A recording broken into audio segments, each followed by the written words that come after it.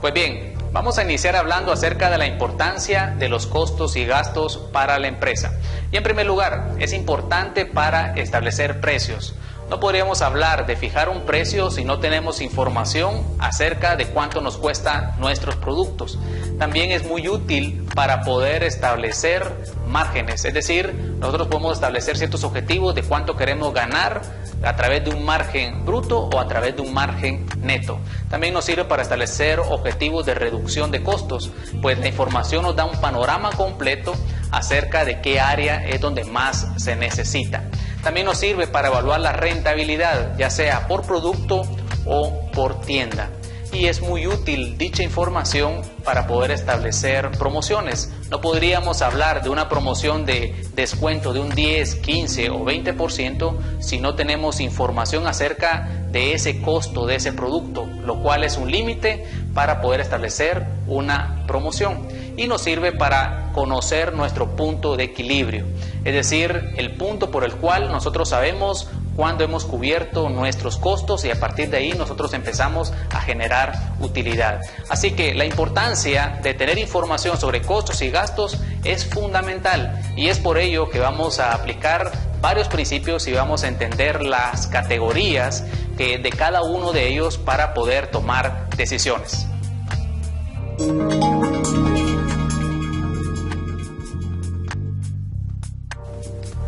Cuando hablamos de clasificación de costos, podemos entender que hay dos tipos. En primer lugar, los costos fijos. Debemos de entender que son costos fijos aquellos que no tienen relación directa al volumen de producción y venta. Y también existen los costos variables, y son aquellos que sí tienen relación directa con el volumen de producción o venta. Cuando hablamos de clasificar cada uno de estos costos es importante tener en cuenta dicha definición, pues si nos apartamos de ella es muy frecuente que nos podamos equivocar en saber cuál es fijo y cuál es variable. Por ejemplo, cuando preguntamos, ¿la energía eléctrica qué tipo de costo es? ¿Fijo o variable? Y decimos, si en un mes nosotros pagamos 600, en el siguiente mes nosotros pagamos 605, en el siguiente 620, en el siguiente 615, ¿qué tipo de costo sería?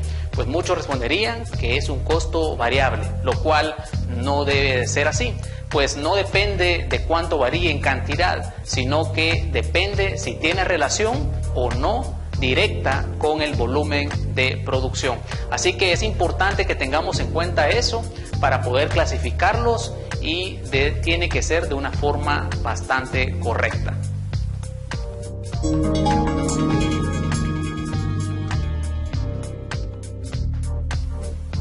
Cuando hablamos de costos fijos, decíamos que son aquellos que no tienen relación directamente proporcional con el volumen de producción o venta. ¿Cuáles podrían ser los costos fijos en una empresa? Por ejemplo, podría ser el pago de sueldos, aquellos que son dados en unidad de tiempo, ya sea en forma mensual o en forma quincenal. También pueden ser costos fijos el pago de alquiler cuando la empresa opera en un local que no es propio. También pueden ser costos fijos el pago de energía eléctrica, el pago de teléfono, el pago de agua, el pago de la televisión por cable, por ejemplo, es decir, todos aquellos costos que están dados en unidad de tiempo, lo cual significa que no depende si se venda o no dentro de la empresa, siempre se van a incurrir en ellos. En esta gráfica que podemos observar, podemos ver el eje de las X y el eje de las Y. En el eje de las X podemos observar las unidades producidas o vendidas y en el eje de la Y podemos observar los costos. Pues podemos ver que los costos fijos están representados por una curva horizontal, lo cual significa que no importa cuánto se produzca o venda, seguirán siendo siempre 2000.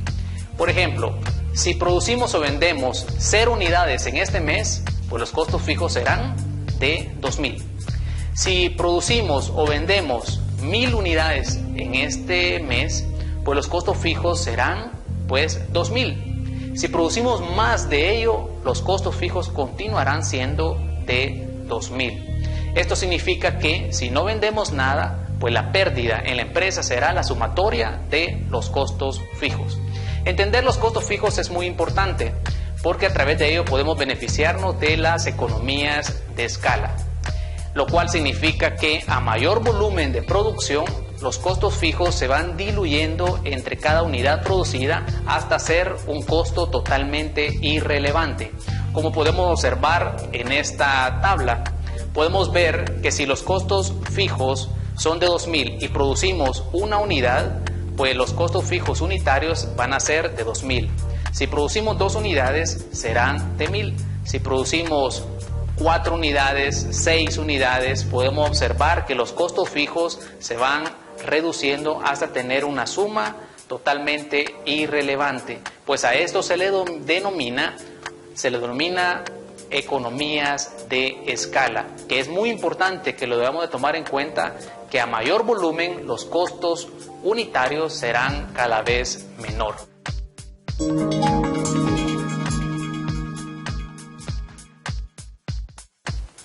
Ahora hablaremos de costos variables y decíamos que son aquellos que sí tienen relación directa con el volumen de producción y venta, lo cual significa que a mayor volumen, pues mayor costo variable, y a menor volumen, menor costo variable. Estos son, por ejemplo, las materias primas. Si nosotros tenemos un sistema de producción, pues las materias primas incurrirán en mayor costo si producimos más.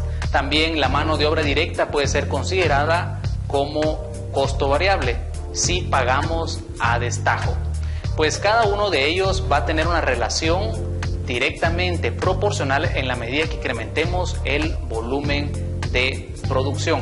Aquellas empresas que no producen, sino que solo comercializan un bien o un producto, pues el costo variable sería el costo del producto que le pagamos al proveedor. En la gráfica podemos observar pues que hay una relación directamente proporcional, que en la medida que aumenta las unidades producidas en el eje de las X, así también aumenta el costo variable en las ejes de las Y. Entonces, podríamos decir, por ejemplo, que si estamos produciendo pan, podríamos decir que uno de los costos variables es el costo de la materia prima, y en este caso podríamos decir que es la harina. Para producir un pan, podríamos decir que nos llevamos cierta cantidad de harina que su costo es de 25 centavos. Si producimos 2 panes, pues el costo de la materia prima, que en este caso es la harina, serían de 50 centavos. 3 panes serían de 75 centavos y en sí, cada vez que aumentamos el volumen, pues el costo de la harina será mayor. Como podemos observar en esta tabla, en la medida que incrementamos el volumen de producción, pues también se aumenta el costo de la materia prima. Sin embargo, acá hay un supuesto en el cual, si analizamos de manera profunda, podríamos decir que no es válido, y es que el costo variable permanece en la medida que aumentamos el volumen de producción, es decir, 25 centavos va a ser siempre el costo de la onza, aunque aumentemos la cantidad producida, lo cual no es cierto si consideramos la curva de la experiencia o el costo de negociación con los proveedores. La curva de la experiencia nos sirve para reducir costos variables de la mano de obra directa, pues en la medida que aumentamos nuestra experiencia de producción, aumentamos la velocidad y por lo tanto reducimos costo en el tiempo. También, si aumentamos el volumen de producción, vamos a tener mayor capacidad de negociar con el proveedor a que nos dé un costo más bajo de las materias primas y así poder reducir los costos variables. Entonces, es bien importante tener en cuenta el efecto que puede tener el costo variable, que es muy particular y muy independiente pues de los costos fijos.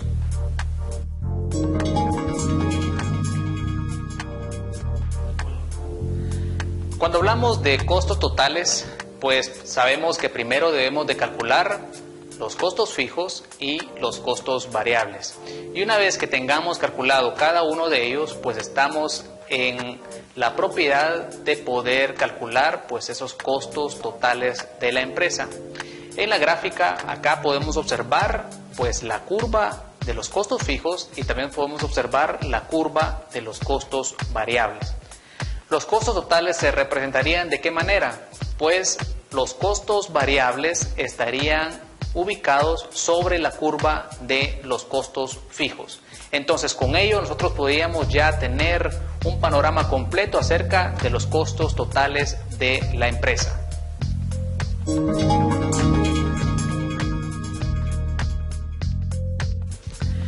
Para calcular el punto de equilibrio, pues es importante poder establecer un precio y con base a ese precio poder establecer la curva de los ingresos. Los ingresos se calculan por la relación entre el precio de venta por unidad y la cantidad de unidades.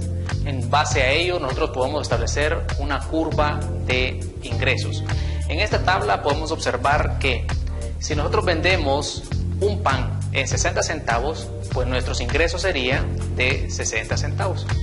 Si vendemos 2 panes serían de 1.20. Si serían 3 panes, pues obtendríamos 1.80 y así sucesivamente. En la medida que nosotros incrementamos el volumen de venta, así también se incrementará nuestros ingresos, tal como podemos observar en esta gráfica, que al igual que los costos variables, la relación es directamente proporcional. ¿Por qué? Porque en la medida que aumenta una variable, también aumenta la otra. Entonces, una vez que nosotros hemos establecido la curva de los ingresos, pues ya podemos establecer el punto de equilibrio. En esta gráfica ya podemos observar la integración de todas las curvas. Podemos observar los costos fijos, podemos observar los costos variables, podemos observar los costos totales.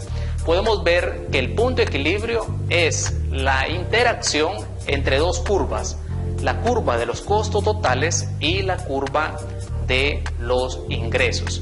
Entonces, para ello podemos interpretarlo de la siguiente manera. Abajo de ese punto de equilibrio, cualquier producción o venta que hagamos va a generar pérdida para la empresa. Arriba de ese punto de equilibrio va a generar ganancia. Un pan que se venda adicional a ese punto de equilibrio, pues sabemos que ese pan generará ganancia. Hay otros factores importantes. Cualquier pan que nosotros vendamos, es decir, a un precio de 60 centavos, sabemos que su costo variable es de 25 centavos. Significa que el margen bruto será de 35 centavos. Por cada pan que nosotros vendamos vamos a ganar 35 centavos. ¿Para qué nos va a servir esos 35 centavos? Pues nos va a servir para cubrir nuestros costos fijos.